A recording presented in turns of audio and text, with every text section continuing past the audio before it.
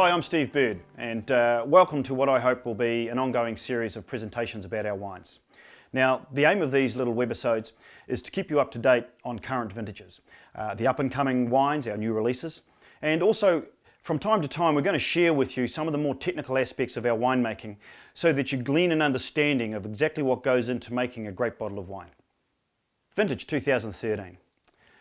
One of the most important aspects of wine is its variability, its differences. And over time, as consumers, we've learned to understand, and in fact, we've learned to celebrate the variations and the differences between vintages, between regions, between vineyards, between varieties, and also between winemakers. So, 2013, what were the differences? Well, pretty simply, biggest single vintage in the history of New Zealand. 345,000 tonnes of fruit crushed. It was an absolute pearler. The dominant region, Marlborough. Almost 75% of the country's production has come from Marlborough this year. Marlborough produced 3 times more fruit than the rest of the country's growing regions all put together. The dominant grape variety, Sauvignon Blanc, a clear leader at number 1. 68% of the country's production is Sauvignon Blanc for 2013. A long way back, coming in second, Pinot Noir. Important that Pinot Noir is growing and becoming an increasingly more popular variety. Pinot Noir came in at 9.1%. Third was Chardonnay, just over 8%. And fourth, Pinot Gris, about 6.5%.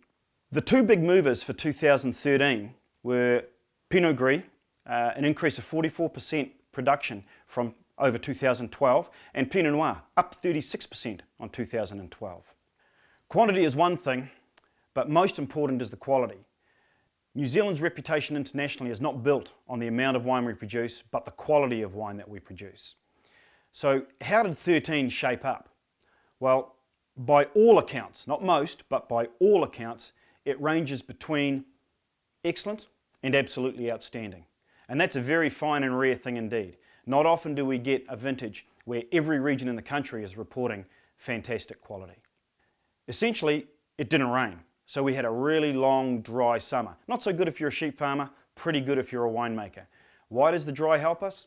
It suppresses disease pressure, which ruins fruit quality, and it suppresses vigor in the vine, so it makes it easier for us as winemakers and grape growers to control the vine. The second most important factor is we had really high sunshine hours. And we need sunshine hours for photosynthesis in the vine, so we get good sugar accumulation, good vine health. We had really good sunshine hours right across the country. The third important factor was the accumulation of heat. So a measure we call grower degree days, which is the amount of heat in any growing season. Now for Marlborough, it was bang on long run average. This is important. For top quality fruit in Marlborough, we like a long, moderate growing season. Not too many heat spikes, and certainly we don't want it to be cold. And we got bang on long run average, so we had a very nice long growing season. That gives the winemakers plenty of time to make decisions about when we're going to harvest, and it helps us retain some of the bright acidity that we expect from our Marlborough fruit, whether it be Sauvignon Blanc, Pinot Noir or Pinot Gris, and it helps develop, in particularly, those unique flavours that we get from Marlborough Sauvignon Blanc and those flavours that we have become world renowned for. So all in all, how does Vintage 2013 rate? Well, from my perspective, after 33 years in the industry and 22 years working with Marlborough fruit, I'd put this in my top 3. It's an absolute cracker, and we're going to see some fabulous wines come from the 2013 vintage, and the international stage as well as the domestic stage are in for a real treat.